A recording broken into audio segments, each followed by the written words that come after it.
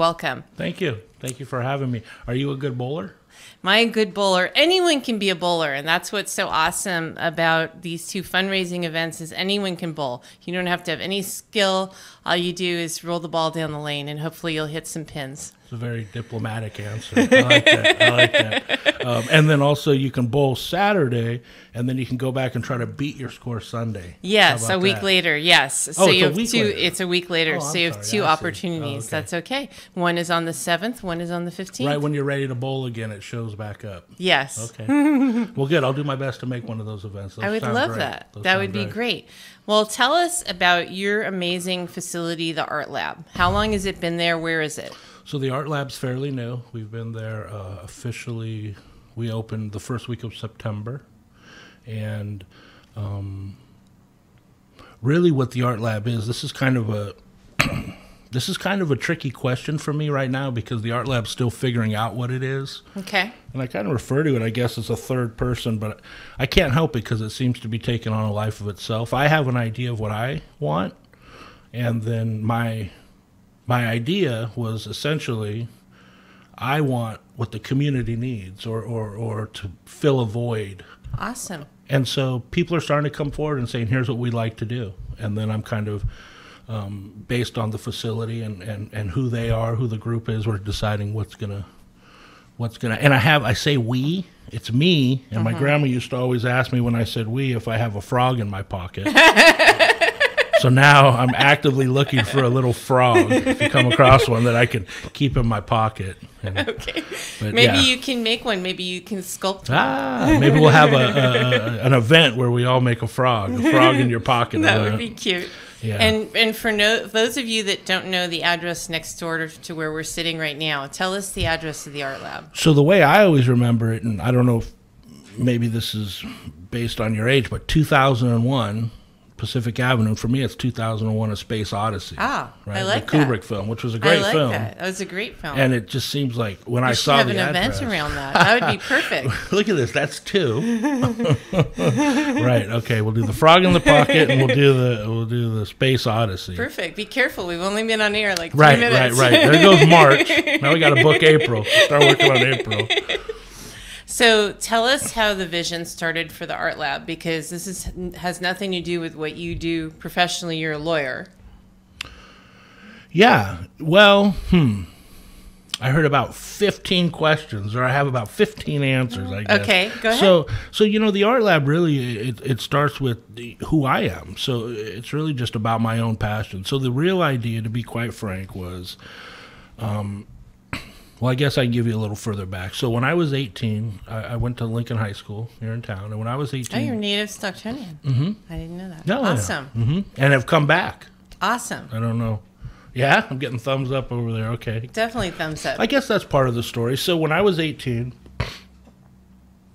I had a desire to pursue the arts and to try to make a career out of it, which is... a very confusing goal and a very difficult thing to obtain modernly. I mean, there definitely are jobs within the arts, but as soon as it's a job, it loses part of the reason why you want to be an artist in the first place. It's not that artists put boundaries and restrictions. Well, yeah, and it's not that artists don't want to work hard or don't want to show up or have a schedule. Maybe that's part of it, but it's also about the idea that the creativity, what you're creating, why you're doing it. The internal need to express yourself, some of that goes away and you end up with clients. And so what I did at 18, I looked around and I said, okay, who do I want to be? What do I want to do? And I tried to pursue all the different artistic avenues and venues that were available here in Stockton. I was unable to find what I was looking for. So all my friends wanted to leave. It's all they talked about. Let's get out of Stockton. For me, I was trying to figure out a way to stay. I couldn't find what I was looking for. I left. I went to San Francisco State, went to film school, went to Los Angeles, got into the film industry, and then I realized that my goal was to come back to Stockton and to try to create an environment so that the 18-year-old me wouldn't have had to leave in the first place. Awesome. That's magnificent. That's kind of the underlying. And then, as I was saying, it's self-serving in a lot of ways because I wanted in San Francisco and in LA, I lived where I worked and also had my studio. So I was able to put all of my interest under one roof, and I really like that. I like the freedom of that, and I also like the convenience of that. And I also really enjoy creating my own space. For me, the space you create gives you energy back. So the creativity of what I have around me continues. I look at it and it motivates me to do something. And it comes full circle. And I'm very motivated when I see it, like a blank space, even like in this room. My mind immediately starts putting stuff up and painting things and designing things and seeing where things could hang. How cool. Well, yeah. Donovan, are you hearing this? The remodel could continue. Right. I don't know if it'll help the soundproofing, but right. Drew, It you could should be artistically creative. you should come by my house and then just like help me decorate. Yeah. When I move out, I'm gonna bring you to my apartment and you just like, all right, this should go here. Let's try this. We'll create something together. It'd be great. But he has to do the studio first. Studio first, though. Well, we need to talk to your landlord because some of the stuff I do is permanent. So we got to get a waiver. Oh, we need a waiver. We'll make it work. We'll be like, Gotta get that it's fine, waiver. it's fine. So yes, and then I guess the final piece of the art lab is, so I did get all of that under one roof. I don't live there, landlord. I don't live there, and the final part of it was then to open it up to the public, because that's kind of the final part, which was provide something for the 18-year-old. And the thing that's amazing about what I'm seeing in Stockton, and it's so great to see, is that we are having this revitalization, but the revitalization seems like it's happening in the way I always envisioned it, which is a lot of individual. Boutique is a term of art. I don't know, boutique, right? But not corporate, and where it's owner operated, and you Small can see the passion and the business. You can see the business flowing right out of their mind, right out of their creation, and I love that. And I love that because Stockton needs it. Now we do have some bigger projects and. Well, and you're doing stuff with kids too, and a couple of times you've talked about the 18-year-old. But what excited me so much is that you offer free art sessions for children, and to me that is in my wheelhouse. I just am excited about any organization that is helping children in our community because they're the future of our community. Yeah, well, and it's harder to change an adult, someone who's already been. I mean, we all know this from personal experience. I know it as being an adult. I was much more wide open and moldable at a younger age. And so I think that there's really something, because really what we do is we don't so much teach a class, like here's how you shade, here's how you draw a circle. Ours is creativity is important.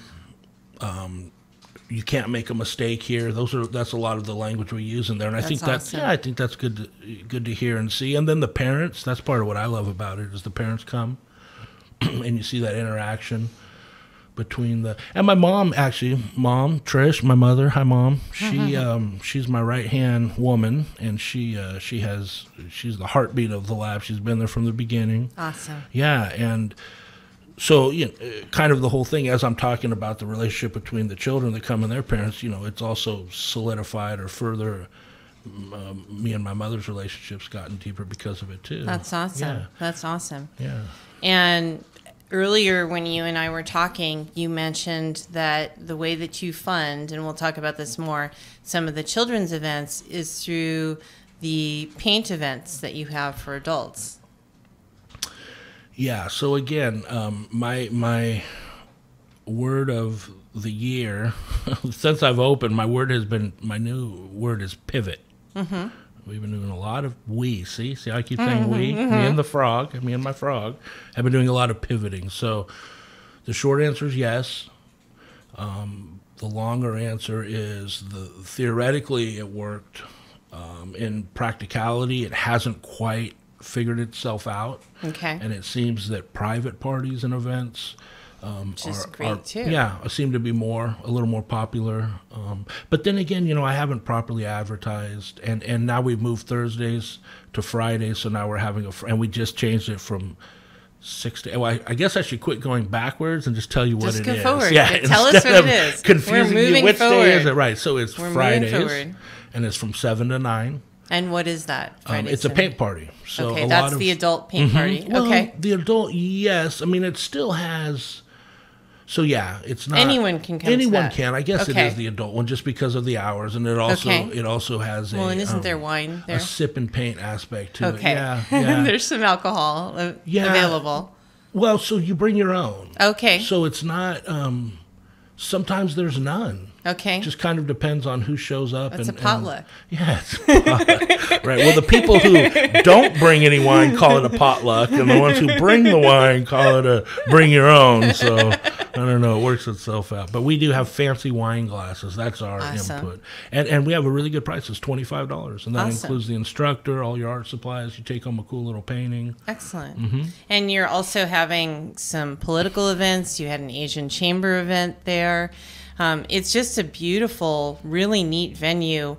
For those of you who haven't seen it, the outer walls are glass windows, and the lighting in there is just amazing.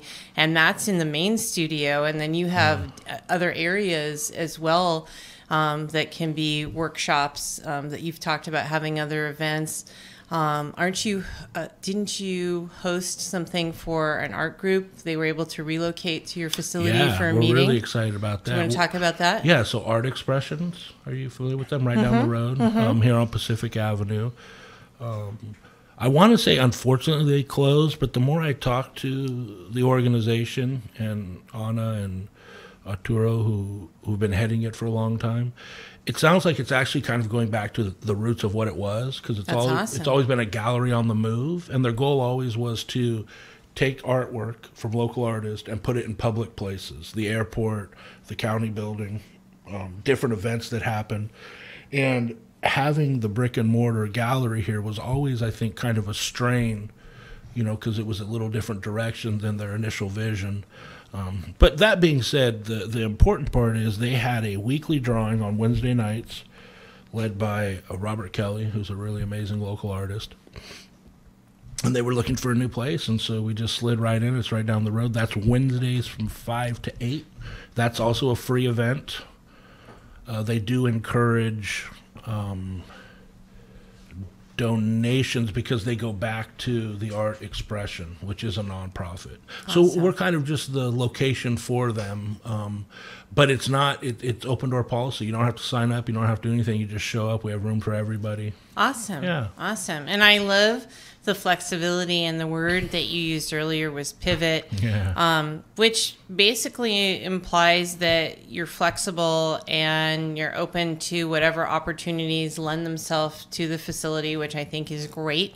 I thought it was amazing that you had the Asian Chamber event there, and I love that you're having political events. You had also talked to me one time about offering food for the homeless there, which I thought was a really neat idea as well. And I love that this facility is in the heart of the Miracle Mile. Right. And again, it's just such a beautiful venue. Right. I think it's just going to continue to grow and grow, and the fact that your view for it is so open is just going to allow you to be able to do more and more things. So that's really great. So I know you told us a little bit of your background, where you started out when you left Stockton wanting to pursue the arts, and I didn't realize you had a film background. We'll have to talk more about that. Oh boy. But how did that then become or transform to law?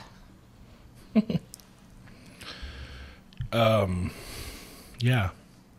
So I think that's always a kind of an, I think for a lot of people, kind of a confusing. Maybe confusing is not the right word, but they don't seem to really go together all the way. It doesn't flow naturally. Yeah, I mean, to me it does, right? So when people ask me, it's like, well, what do you mean? Why aren't you an artist attorney? That's my answer, right? So I guess really the thing with the irony of it, when I look back on it, is in high school, I did speech and debate all 4 years, competed at the state level, competed at the national level, went to speech and debate camps, and at the time I thought nothing of it. It was just a lot of fun. Mm-hmm. And you could see that leaning into law. I didn't, though. Completely. That's what I'm saying, but I did not. I mean, we wore the suits and the ties. It was the whole thing. I look now and I say, wait a minute, that's what we were doing. We were preparing to be attorneys, but it never, oddly enough, for one moment crossed my mind. I was just having fun. And then the irony continues with when I do move down to Hollywood, I ended up working on Law and Order and Law and Order Special Victims Unit for 7 seasons, 6 or 7 seasons, and it was with the writing staff. Even though it's all filmed in New York, the writing staff's all in Los Angeles at Universal Studios, and 90, well, I don't know the exact percent, but the majority of them were retired attorneys who had worked in New York. And I was the writer's assistant and did a bunch of research for them, and I was constantly researching legal issues. So, again, it never crossed my mind. I got involved in my family business up in Reading. I opened a car lot for a number of years, and then in 2008, when things got weird for everybody, I kind of reevaluated what I wanted to do. And I had a good friend of mine, one of my best friends, and he said, "Why aren't you an attorney yet?" I said, "What are you talking about?" And his father, I said, "How do you become an attorney?" It was foreign to me. I didn't know.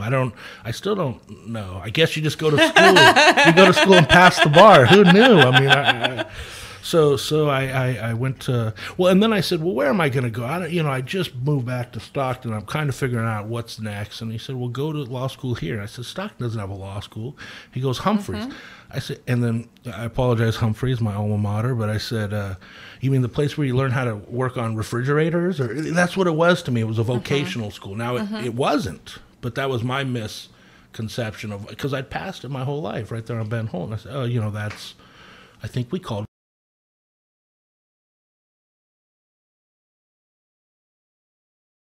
of things like Humphreys. I didn't know what it was.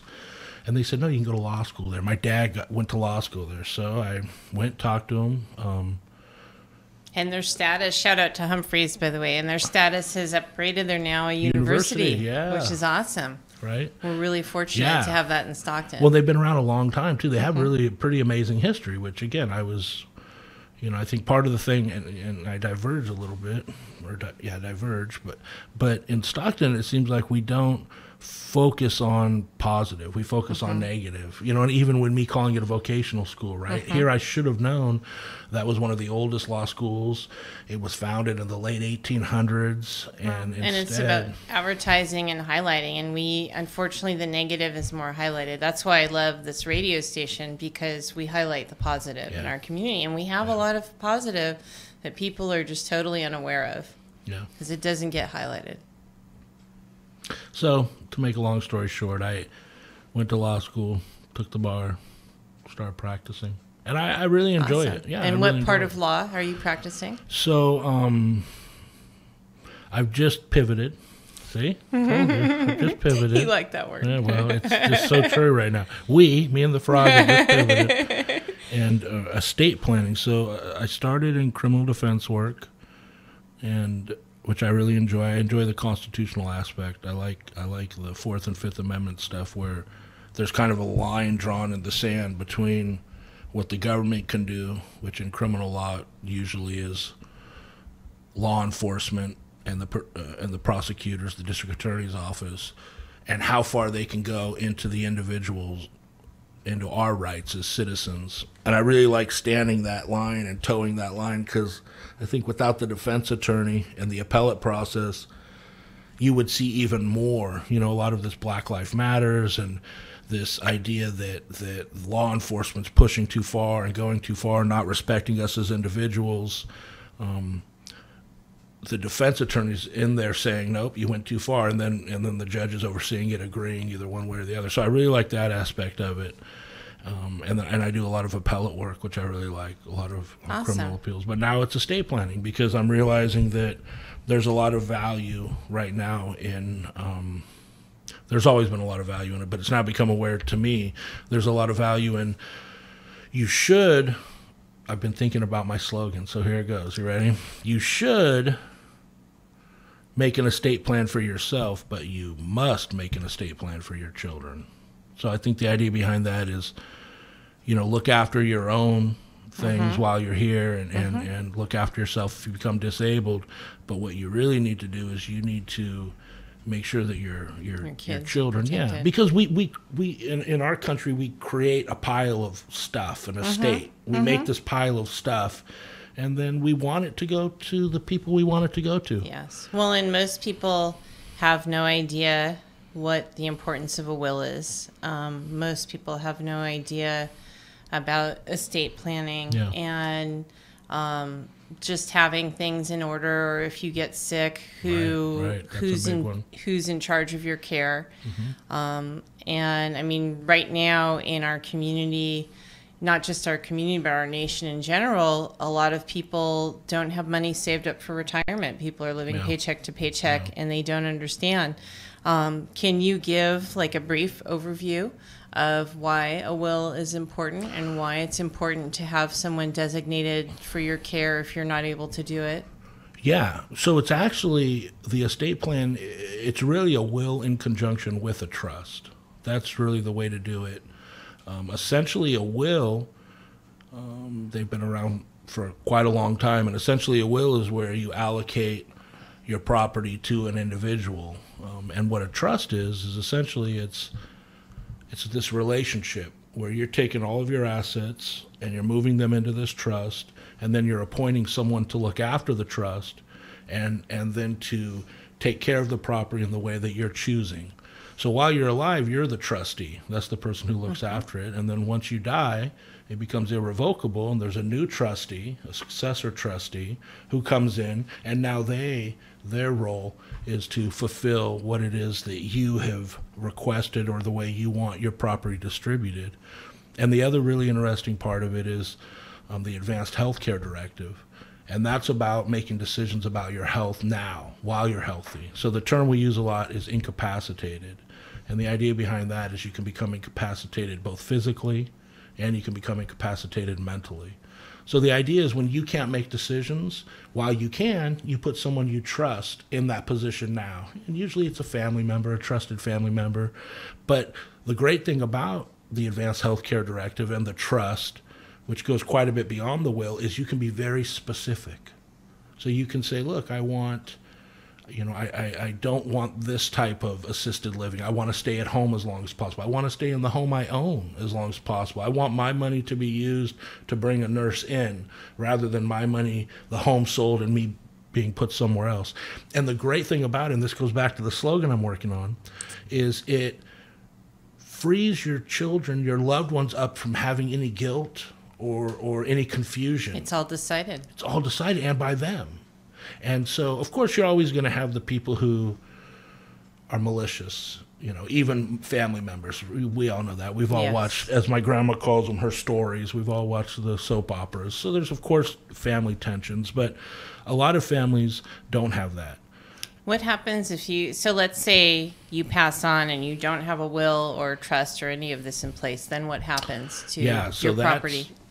These are excellent questions. Okay, so in California, it's called intestate succession. And essentially what it is there's a code, like same thing you have with the penal code or the civil code. This code is called the probate code. And really what this is about is what do we do with property of people, one, if they have a will, or two, if they